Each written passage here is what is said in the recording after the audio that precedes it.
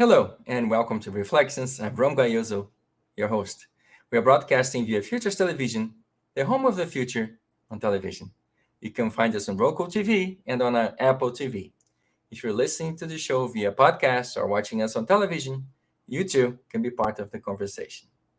Just visit our YouTube channel, and that is IMCI Magazine, where we continue to chat about the topic of the day. You can also access this information on our website, and that is www.futurestelevision.com. So don't be shy. Today, our topic is literally out of this world. We're holding a series of special events of Futures Television to celebrate International Moon Day. We're holding several different talks, and today, our talk is about the moon in a very special way. What is it worth? And is there a business opportunity waiting to happen? Well, hold your horses. Today, we speak with Hussain Bokhari, the author of the Moon Market Report. I will say a few words about the guest before we get started. So let's get going.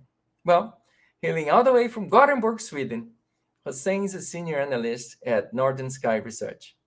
He's the author of the Moon Market Report, Global Satellite Manufacturing and Launch Markets, Quantum Communications via Satellite, and many others. He's also the podcast host at Space Forward. Well, without further ado, let's welcome Hussein to the show. Hi, Hussein. How are you doing today? Ron, thanks for having me. I'm doing well. How are you? Wonderful. Well, it's summer here, so you're in Sweden. For us, it's 120 degrees. So I hope your weather is better than mine here. Well, it definitely seems like it's a bit humid with a little bit of cloudy. We've got some rains coming in the next week, but it will be fine. Wonderful. I hope I did not too bad of a job at the introduction, but please do say a few words about you.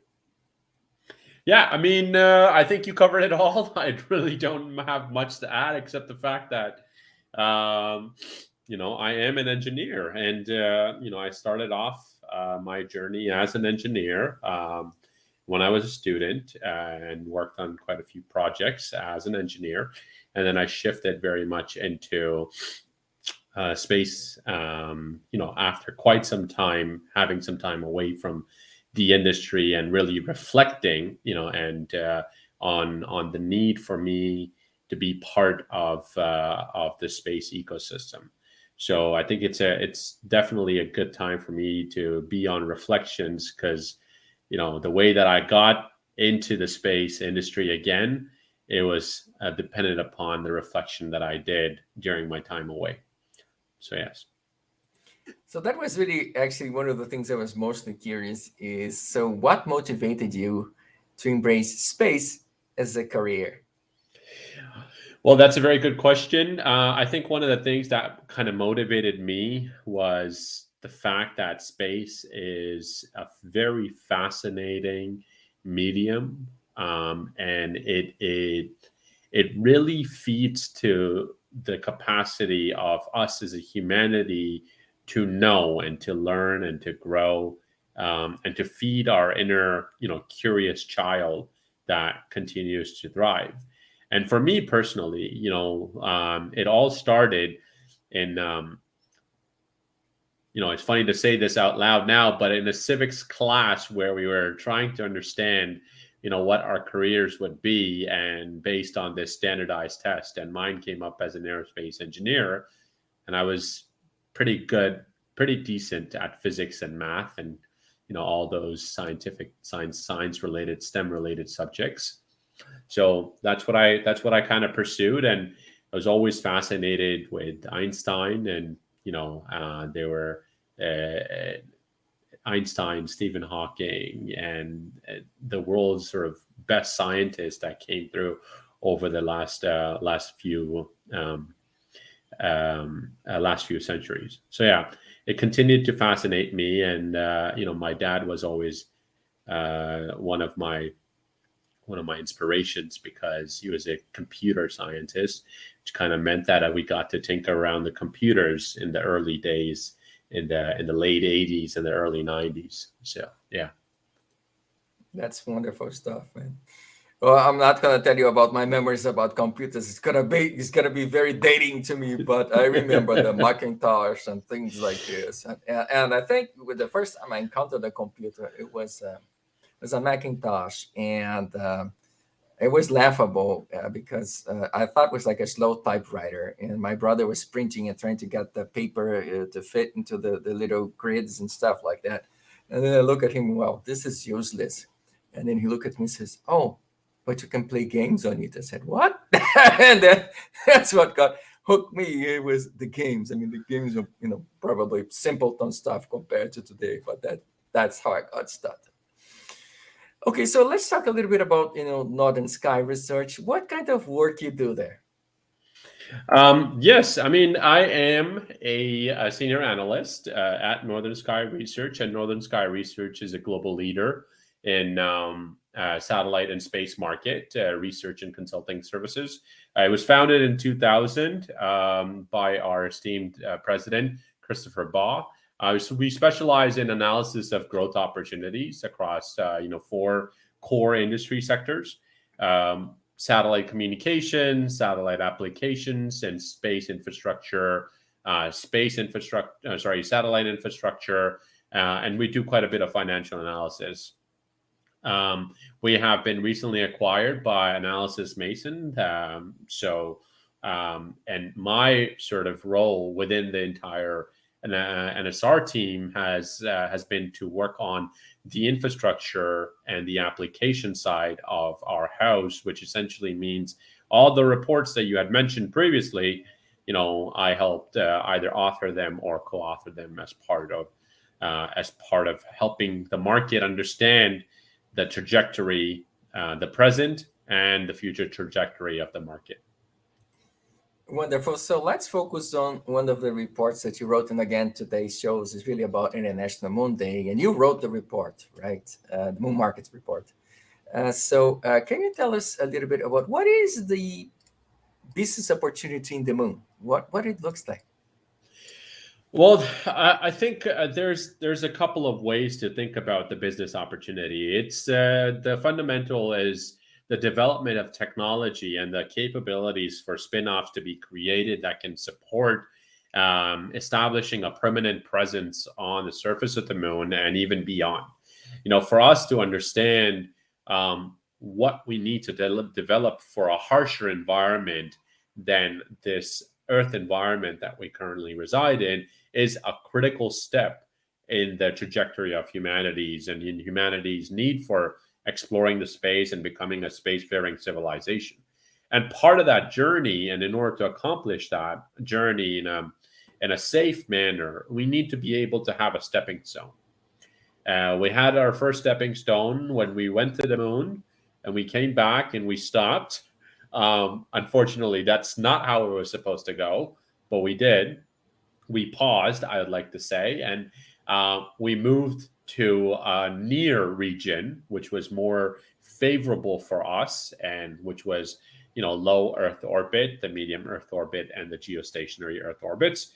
We have spent the last 25 to 25-ish years developing technologies that can help us understand and help us create a more safer environment as we transition towards the moon in a more after having reflected, let's say, in a more sustainable manner. And what that means is that everything that we've been able to accomplish on Earth from space now, we'll be able to do a lot more when we get to the moon for Earth. Because as always, we have to be able to create value to anything that we do on Earth in relation to anywhere in the solar system that we go. So that's the fundamental central point of the commercialization of Moon. Now, what can we find there? I know there's like helium, right? So are there other like rare minerals? What kind of stuff can we mine or obtain from the moon? Well, first off, I mean, one of the things that is very critical, the moon is dominantly composed of, silicate materials. And essentially, what that means is that there's different types of rock formations, which kind of, as part of those silicate materials, you have large amounts of silica, alumina, lime, iron dioxide, or iron oxide per se, magnesia, titanium oxide. All these materials or all these chemicals have a very critical role um, in the things that we use on Earth. And what that actually means is that all these materials and all these resources, and if we are able to extract them, will give us the capability to not rely only on Earth's resources. So we're expanding our reach, in a matter of speaking, which means, expanding your reach for resources means more volume. More volume means more supply, which means that you're less constrained to be able to do stuff. You're able to do more with more, right? So that's the scenario that we've been looking at.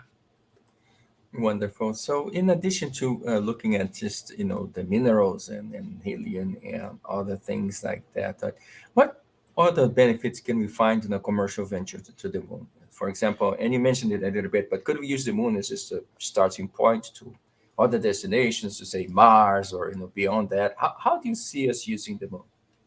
Well, one of the ways that we can use the moon, it's through regolith. It's building sustainable infrastructure and understanding how we can build sustainable infrastructure through utilizing what is known as regolith, which is also lunar dust in a matter of speaking, and also the most sticky stuff that you can find. Um, and it's and the other element is to be able to extract what is known as oxygen, what we breathe, but it's also a fuel source for rockets, which essentially means that getting to the moon and staying on the moon can essentially become a fueling station for beyond moon. And that has a very, very huge implication on our ability to continue to explore the solar system and become an actual spacefaring civilization. And that is one of the bottlenecks right now, because we don't necessarily have the technology in order for us to start from Earth, leave Earth, and go to a place in a sustainable manner with the resources that we're able to carry. And that is why moon is a good, a gas station per se. Yeah, we have to get started somewhere, right? And if we don't go to the closest one, I think we'll be hard pressed to make the case for any other more distant destination. Now, on the NSR's Moon Market Analysis Report, you mentioned the Moon Market Development Cycle.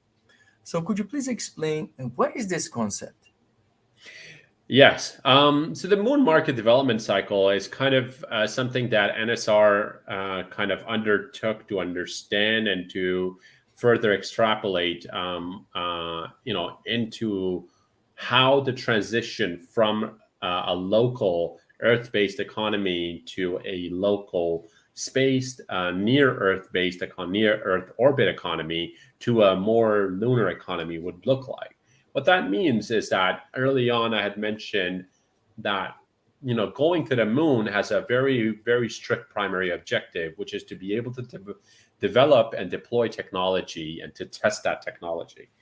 But what that means is that it requires a whole lot of research and development for take place, and that is essentially the first step for us to be able to start our transition, which is what is happening right now.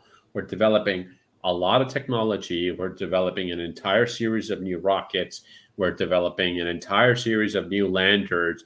And this is where multiple commercial vendors are now involved with space agencies. Then it is about taking that R&D that is being conducted and understanding whether or not that R&D is able to be scaled in a sustainable manner and has the capability to service, future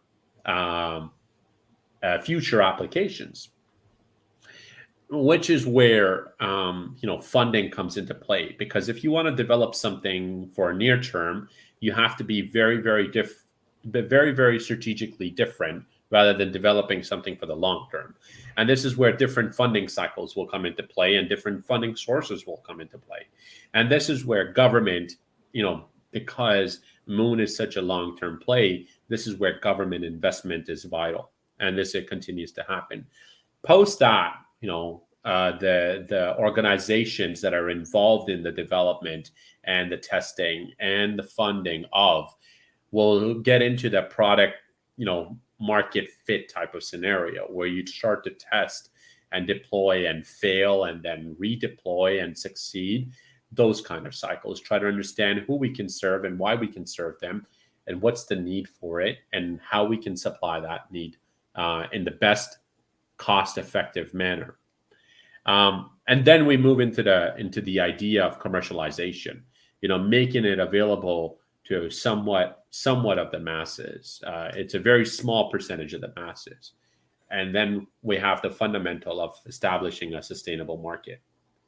I guess it's one step at a time, as you mentioned. So, well, another focus of the report is on communications and infrastructure. So it can't possibly be easy to build on the moon, right? So what are your thoughts on lunar infrastructure developments? So how do we get started? I think it's understanding the first stepping stone and doing it from ground zero, through a reflection of what and how we establish the infrastructure in near Earth orbit. The reason why we weren't able to go back to the moon, it was because it was very costly, and now we're trying to get back to the moon, and it still continues to be a bit costly, but not in comparison to how much it costed us back in the 60s and the 70s, which means that we're in a positive trend. However, what that kind of leaves out, it's this capability to involve commercial companies into this fold, into this fabric of creating a lunar infrastructure. Part of that is understanding how you get from point A to point B to point C, which is where communications and navigation will come into perspective. They go hand in hand, because in order for you to create an infrastructure, it needs to be able to communicate with another piece of infrastructure. Cannot live in silos, cannot be developed in silos.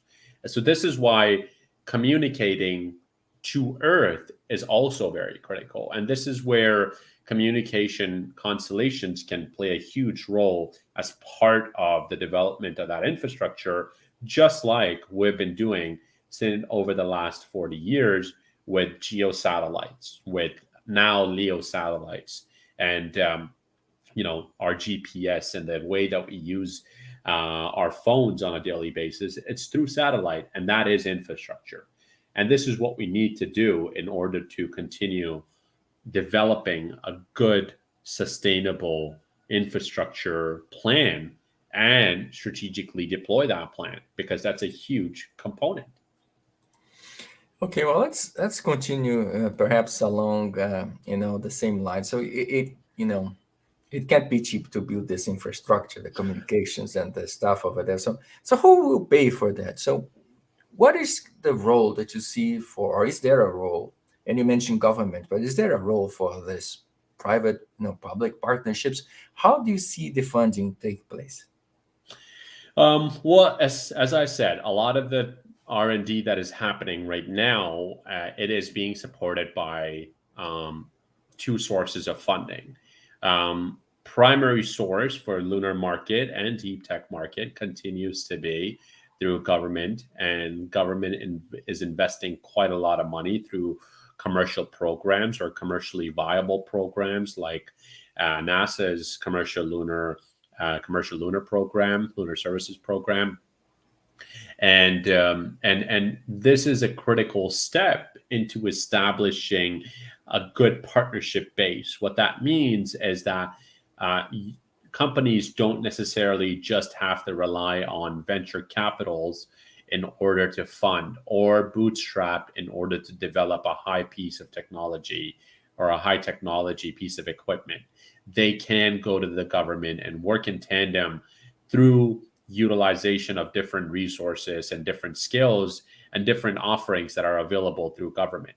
NASA is the only space agency that has gone to the moon in terms of the number of Apollo missions, without the exception of others that has stepped on the with the Chinese being the most recent.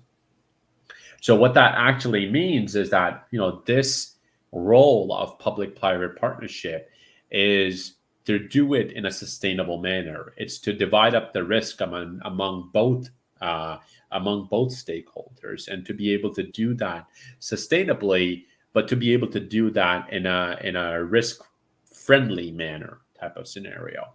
And that's why right now what it looks like, and it continues to look like, that government will continue to pay for it, with a very small percentage coming from venture capitals and other types of funding sources, private funding sources. Okay. Oh, it sounds like it's gonna be a tough way, but and you mentioned NASA, but who are the key players in the moon market? Well, that is a very good question. I mean, at the moment, the way that we are articulating it is that there is a large role to be played by a lot of nations, and NASA continues to highlight that through its Artemis Accords. That we cannot do it alone, and right as of right now, we've got numerous number of global countries and that have signed on to Artemis Accords, and essentially means that NASA, in collaboration and partnership with all those countries, will be supporting the development of the moon market. But it doesn't stop there. There's a huge chunk of element that needs to go through for a military perspective, for a defense perspective.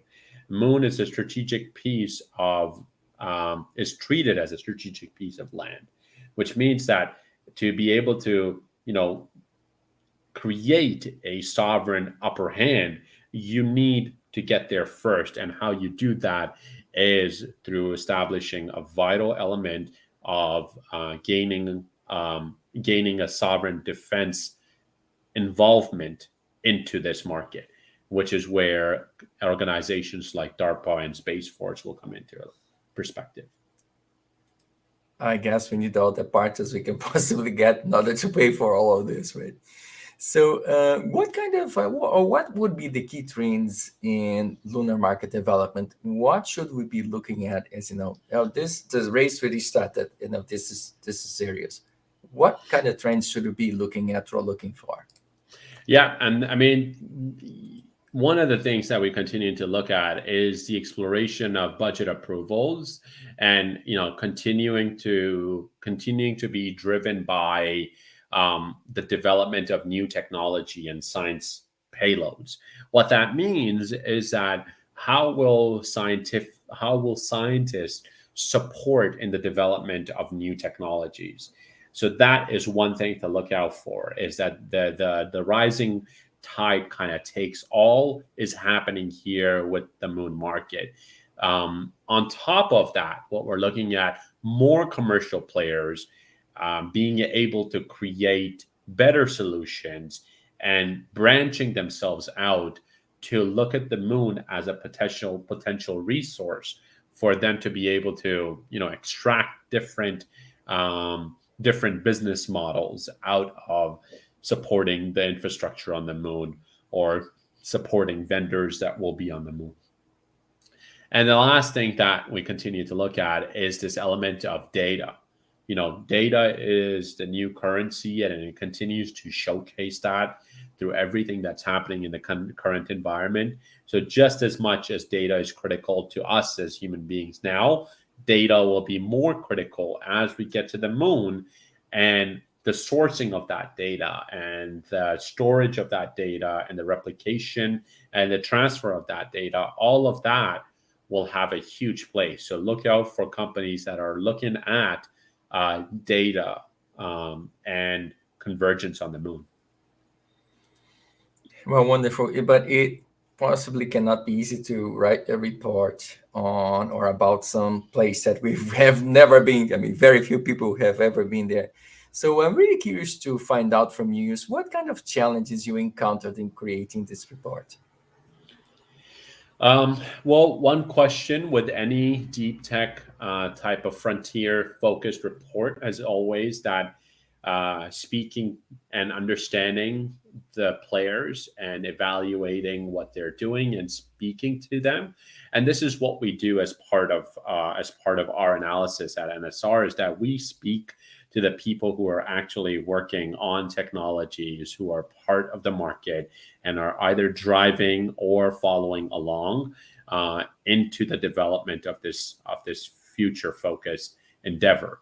Um, and one of the challenges that we encountered was bringing all of this together to tie in the knot to try and help everybody else on the market understand the trajectory that it is heading towards, and part of that is knowing how to connect the dots and which technology will be able to service which customer. And for that, we needed to have those initial discussions with customers and with vendors and with players who are part of developing this. What is at the top of their focal point, their strategy in terms of extracting resources or utilizing resources on the moon. So yeah. Well, wonderful. It seems we had such a wonderful discussion today. Folks, we're really just scratching the surface of the moon, I guess, here. We can certainly continue this conversation, but I'm afraid this is all the time we have for today. My guest today, Hussain Bokhari, thank you so much for your time today. Thank you for having me, Ron. Wonderful. Let's talk a little bit about the upcoming events. A few things are on the schedule.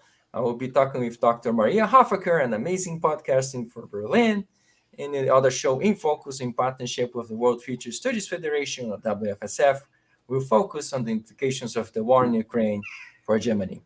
We have a fantastic lineup of speakers, and it will be a great discussion. And as promised, I'll bring back Mark Cox, the author of The Business Case for Love, and David Riemer, who will talk to us about getting our startup off the ground.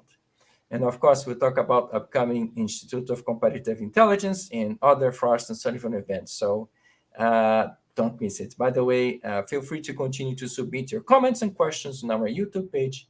I will make sure to read the present the guests and any other questions you might have. If you're listening to us via podcast or watching us via Futures Television, YouTube can be part of the conversation. Again, just visit our YouTube channel and leave a comment. So it's time for me to start thanking people.